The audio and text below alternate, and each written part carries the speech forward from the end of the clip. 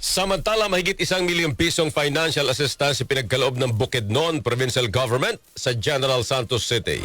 Kasama natin sa balitang ito si Rajuman Mark Micabalo ng RMN Malaybalay. RMN Tutok Lindol.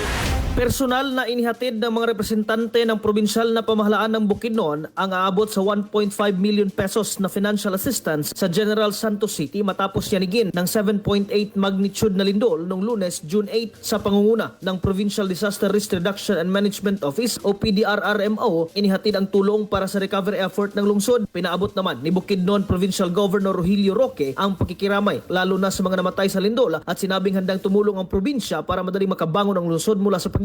Sa kabilang banda, tinitingnan na ngayon ng lokal na pamahalaan ng Malaybalay City ang posibleng pagpapadala rin ng tulong sa mga apektadong lugar sa malakas na pagyanig. Kasama mo sa RMN DXMB Malaybalay at ng 95.3 IFM News Bukidnon Matik, Rajuman Mark Micabalo. Tatak, RMN.